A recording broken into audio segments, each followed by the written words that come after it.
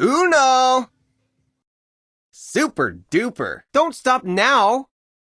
Now, will you look at that? A small, cheap and battery-powered synth that isn't a Walker. Yes, today's video will be about another tiny monosynth, but this time around I give IK Multimedia's Uno Synth a spin. Or is it Uno Synth? Well, IK Multimedia are a widely known company in the music production software market. You probably know or have used some of their products, like T-Rex, Sample Tank or Amplitude, even if you've never heard about the company itself. Apart from their software, IK has for some time also been a hardware company, offering a selection of interfaces, controllers, and iPhone and iPad accessory and interface stuff. Since 2018, they also offer the Uno Synth and Drum. Both share the same tabletop form factor and basic design, and as I've recently snagged both in a crazy good deal, the Uno Drum might possibly show up on this channel pretty soon too, as it seems to be a pretty much rejected machine, just like its black sibling. Anyway, let's get back to the Uno Synth. Doing research on the Uno wasn't too easy, as it seems to have made hardly a dent in the synth scene. There's hardly anything about it found online other than the usual synth-side reviews, and it feels half the posts on the Uno Synth thread on Gearspace come from an official IK account. Also looking at the second-hand market, there don't seem to be many of these floating around, which is either a sign that people are sticking to their Unos or, and I guess that's more likely, there haven't been too many sold. Also, considering the recent price drops for new units, and that they don't seem to be used in many synth jams on YouTube, I assume they aren't too popular.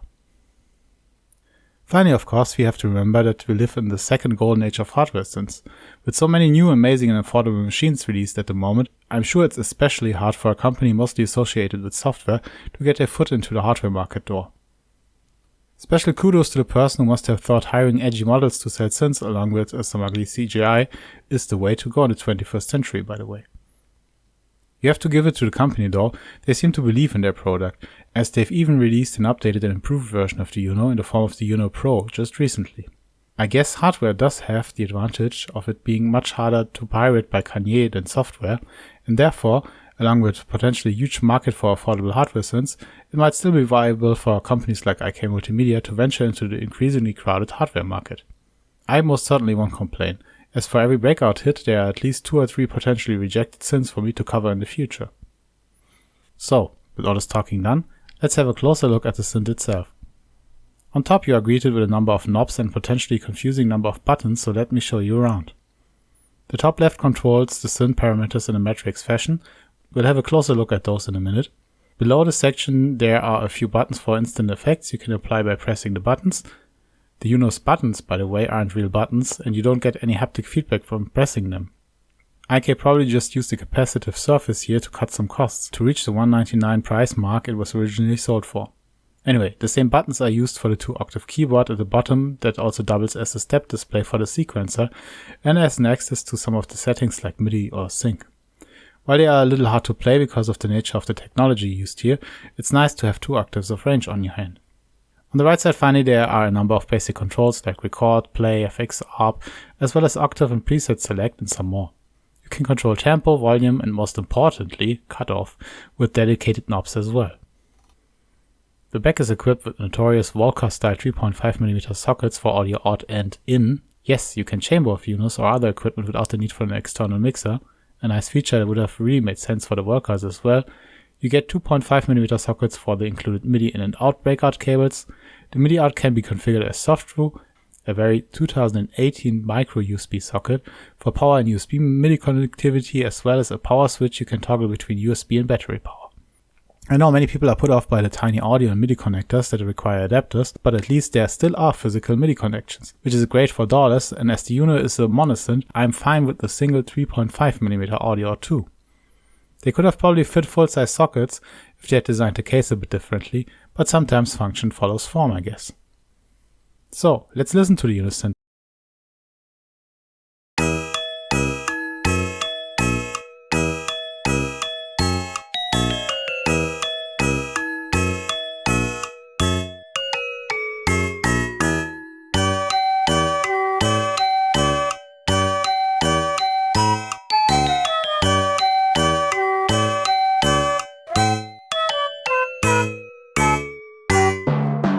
Yes, it does take some time to calibrate in the beginning, but if you have ever used vintage analog synths and know that they usually take even longer to get warmed up, I guess this is still very much fine. So, what I'll first do is guide you through the synth matrix, explaining and showing you what the settings do. Later I'll play you some patches I created to demo the Uno sound capabilities. As me talking over the sound might be distracting, I'll work with subtitles from now. Oh, cool.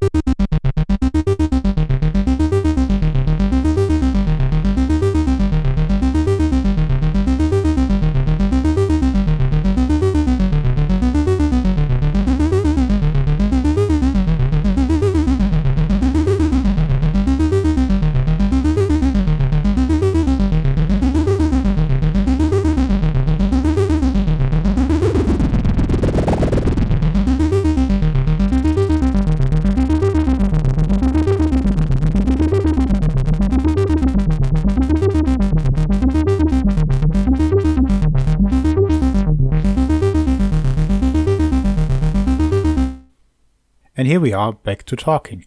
The LFO also affects all the instant effects below the LFO section, but the rate of this can only be set via MIDI CCs. Actually, there are a few more interesting parameters you can set via MIDI CCs. This information was very well hidden from the user in the manual. Yes, it's right there in the MIDI implementation chart. You can set the amount the LFO affects both with modulation and waveform selection, and how much velocity affects different parameters. It would have been really nice if they had implemented control over these parameters into the machine itself via the Alt key, but at least they are there at all and might come in handy when creating more complex patches. I've prepared a number of patches to give you an idea of what can be done with the Uno Synth, so let's check them out now. Number one is an old 2-oscillator synth trick that always manages to impress. By detuning the second oscillator up a fifth and increasing attack time on the amp and filter, you can create a nice polypad-like sound with the monosynth.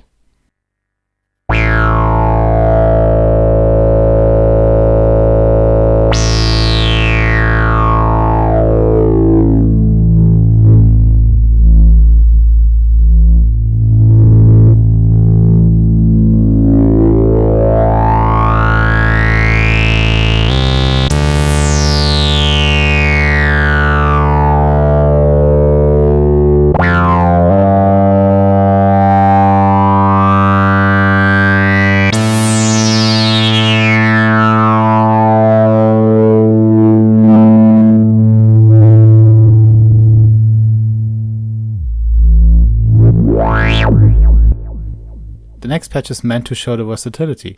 Lots of resonance can give us quite a nice Volca kick style drum.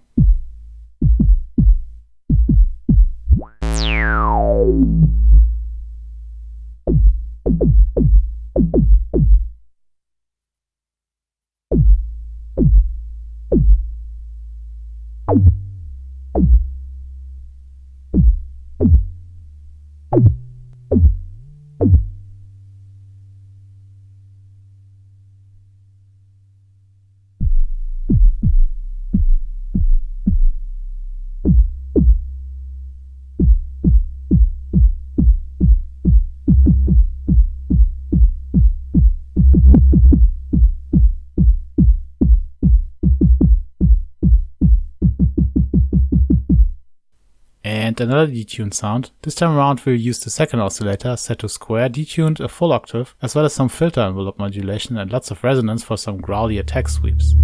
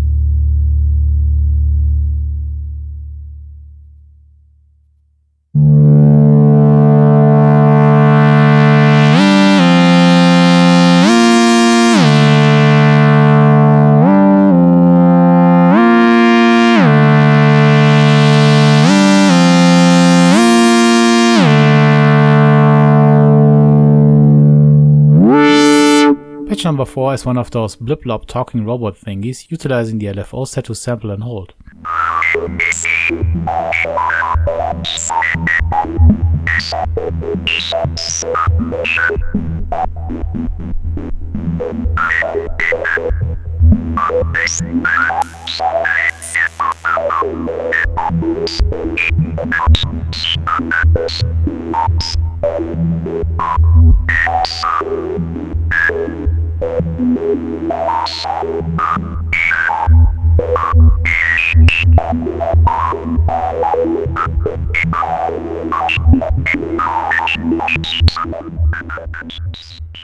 More detuning on the 5th patch. This time there's more than a slight detune between the oscillators for some classic Rave sound.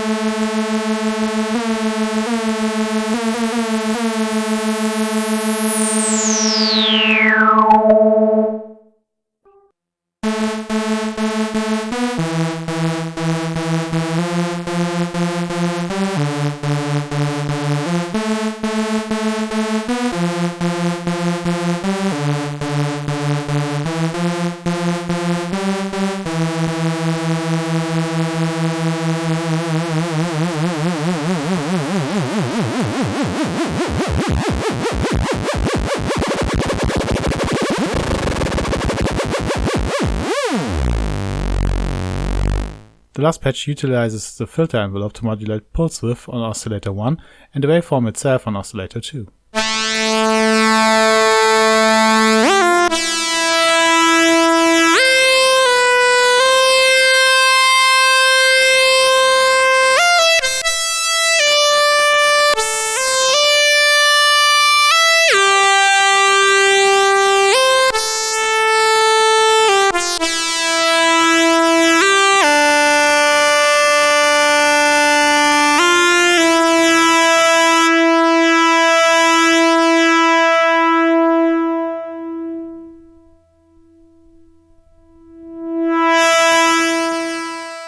And for the grand finale, let's whip something together on the fly.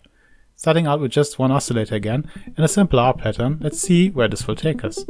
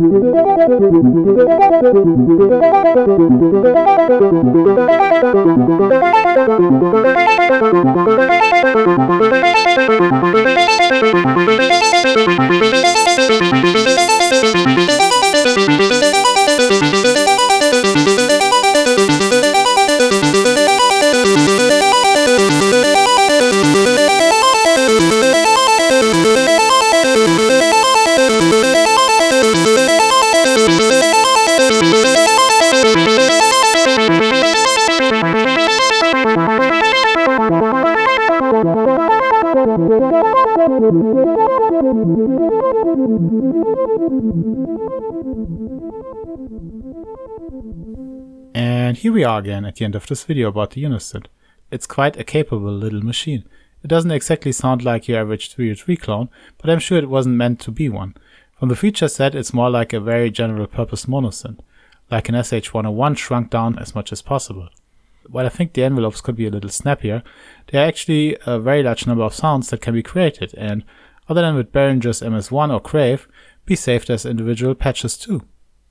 A lot of the extended modulation functionality can only be accessed via MIDI CCs or the editor. Oh yeah, let's actually not forget to talk about the editor software. As a second-hand user, chances are often pretty slim that you are lucky enough to get your hands on the card that holds the serial number you need to register the synth. Yeah, the serial number isn't on the synth itself, but on a card included with the packaging. And even if you do, you're probably out of luck if the Uno has already been registered earlier. As IK wants you to register a Uno with the serial number in order to be able to download the editor, I thought I was out of luck, but when I contacted the customer support, they were kind enough to send me direct links to the software. So I went ahead and installed it right away. The editor is available as PC and Mac version, and there's also an iPhone or iPad app, but sadly no Android app. I know that Android used to suck for audio and MIDI, but since a few years this has changed considerably. So please IK and all the other software companies that ignore Android as well, can you please hire some Android devs and give people those apps too? Because why build an affordable synth and then force users to buy an obscenely expensive phone or tablet to use the companion apps? It doesn't make sense. Anyways, the editor actually is a very convenient way to edit patches and serves as a patch librarian too. Also you get some very handy VST plugins bundled with the editor, which is pretty damn sweet. So to conclude, if you are looking for a nice general purpose monosynth that has its own sequencer, apreggiator and lots of slots to save your patches as well as a very nice DAW integration, there likely isn't anything better you can get for what the Uno Synth goes for these days, which is, from what I've seen in the last few months, around 100 euros on the second-hand market. And as we've reached the end of the video now,